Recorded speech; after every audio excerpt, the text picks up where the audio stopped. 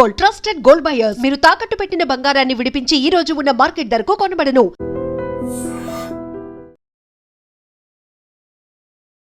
మహారాష్ట్రలో అయితే ఒక దారుణమైన సంఘటన చోటు చేసుకుంది. ప్రజల ప్రాణాలు కాపాడాల్సిన ఒక డాక్టర్ బలవన్మరణానికి పాల్పడి ఆత్మహత్య చేసుకోవడం జరిగింది. సో ఏంటి దీనికి కారణం ఎవరు అంటే, ఒక డాక్టర్గా ఆమె ఎందుకు ఆత్మహత్య చేసుకోవాల్సి వచ్చిందని వివరాల్లోకి వెళ్తే, ముఖ్యంగా మహారాష్ట్ర సతారా జిల్లాలోని ఆ ఫల్టన్ ప్రాంతంలో అయితే ఈ సంఘటన చోటు చేసుకుంది. సబ్ డిస్ట్రిక్ట్లో ఒక డాక్టర్గా పనిచేస్తున్న ఒక మహిళ పోలీసులు వాళ్ళు బాగా టార్చర్ చేసి, బాగా వేధించడము, ఒత్తిడికి గురి చేయడము, మానసికంగా ఒత్తిడికి గురి చేయడము, తన మీద 5 నెలల్లో 4 సార్లు బలాత్కారం చేయబోయాడంట. సో అందువల్ల ఇవన్నీ ఆమె మానసికంగా తనలోనే ఉంచుకొని పరువు పోతుందేమో బయటికి తెలిస్తే అని చెప్పి, గౌరవంగా బతికే మహిళ కాబట్టి పాపం ఎదిరించాల్సింది, కానీ ఏం చేయాలో అర్థం కాక చనిపోవడం జరిగింది. చనిపోయే ముందు ఒక 4 పేజీల సూసైడ్ నోట్ అయితే రాయడం జరిగింది. అదేవిధంగా తన చేతి మీద ఇద్దరు, ఆ ఎస్ఐ గోపాల్ అంట, మరొక అతను, వాళ్ళిద్దరి పేర్లు చేతి మీద రాసుకొని అయితే తను చనిపోవడం జరిగింది. అసలు వివరాల్లోకి వెళ్తే ఏంటి అని వివరాల్లోకి వెళ్తే, దానికి సంబంధించి ఆ లోకల్ లీడర్ ఒక అతను ఉన్నాడంట, మరి ఆ ఎంపీ పొలిటికల్ లీడరు. సో ఆయన సపోర్ట్ తీసుకొని పోలీసులు చెలరేగిపోవడంతో ఈ ఇన్సిడెంట్ జరిగింది. ముఖ్యంగా అసలు ఏంటి ఇంత దారుణమైన సంఘటన. మహారాష్ట్ర MARD వాళ్ళు కూడా దీని మీద తీవ్ర నిరసనలు వ్యక్తం చేయడం జరుగుతుంది. ఒక డాక్టర్కి న్యాయం జరగకపోతే ఇంకెందుకు ఈ వ్యవస్థ అని వాళ్ళు ప్రశ్నించడం జరుగుతుంది. ప్రతిసారి ఆ సర్టిఫికేట్లు ఏ అయితే ఉన్నాయో, మనం మెడికల్ సర్టిఫికేట్ తీసుకుంటాం కదా, సో దానికి సంబంధించిన సర్టిఫికేట్లు ఒక్కోసారి పేషెంట్ అటెండ్ అవ్వడంట, ఒక్కొక్కసారి అటెండ్ అయినా కానీ ఆ ఫేక్ మెడికల్ సర్టిఫికేట్ కావాలని కోరుతారంట. సో దీనికి పొలిటికల్గా MP స్థాయి నుంచి ప్రెజర్ ఉందంటే మీరు అర్థం చేసుకోవచ్చు ఎంత ఘోరమైన స్కామ్స్ జరుగుతున్నాయో. దీనికి ఒక డాక్టర్ బలైపోయింది. పాపం ఆమె మనసు చంపుకొని చాలాసార్లు ఇవ్వడం జరిగింది. అయినా కూడా వాళ్ళు బలాత్కారం చేయడము, ఈ విధంగా చేయడం వల్ల తను పరువు పోతున్నామని భయపడి, ముఖ్యంగా ఆ గౌరవంగా బతికే మహిళ కాబట్టి ఆ మహిళ పాపం ఏం చేయాలో అర్థం కాక డాక్టర్ స్థాయిలో ఉండి కూడా సూసైడ్ చేసుకొని చనిపోవడం జరిగింది. అంటే ఆమెకే ఇంత మెంటల్ ప్రెషర్ ఇచ్చాడంటే అర్థం చేసుకోవచ్చు వాళ్ళు ఏ రకంగా హింసించారు. ఎస్ఐ గోపాల్ ఎవరైతే ఉన్నాడో వాళ్ళని సస్పెండ్ చేసి, ముఖ్యంగా న్యాయం కోరుకుంటున్నారు, వాళ్ళని సస్పెండ్ చేసి వెంటనే చట్టపరమైన శిక్షలు పడాలి అని అయితే ప్రజలైతే కోరుకోవడం జరుగుతుంది. అసలు ఏంటి ఈ విధంగా ఎందుకు చేస్తున్నారంటే, పొలిటికల్ సపోర్ట్ ఉంది.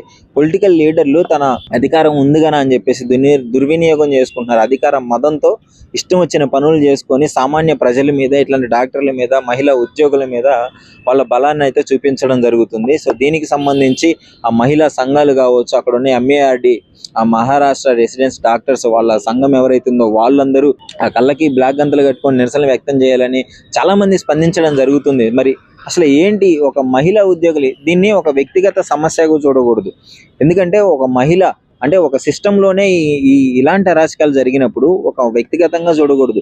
అధికార దుర్వినియోగాన్ని చూసుకొని వాళ్ళు ఇష్టం వచ్చినట్టు వికృత చేష్టలు చేసుకుంటే దానికి సంబంధించిన పై అధికారులకి ఎన్నోసార్లు కంప్లైంట్ ఇచ్చిందంట ఆమె, ఇలా జరుగుతుంది అని చెప్పేసి.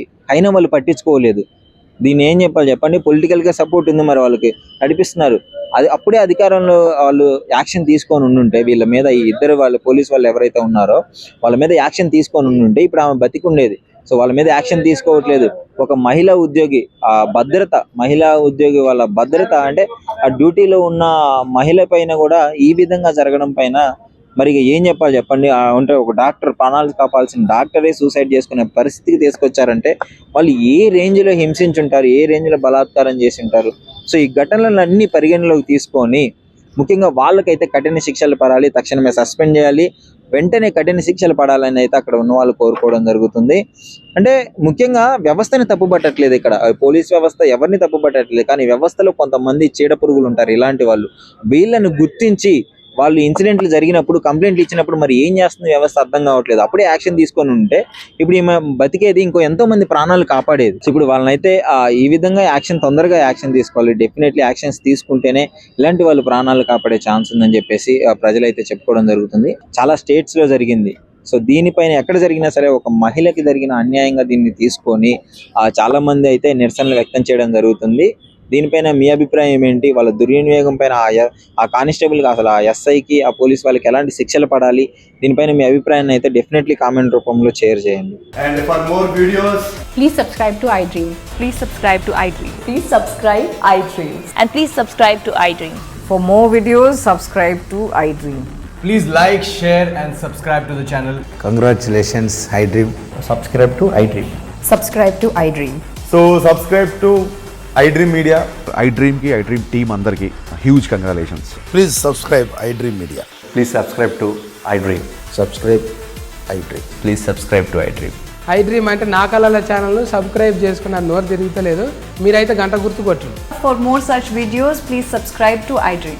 Subscribe to iDream. Please subscribe to iDream. Please subscribe iDream Media. Please do subscribe to iDream. Please subscribe to iDream Media. For best entertainment and information, please subscribe iDream. And don't forget to subscribe to iDream.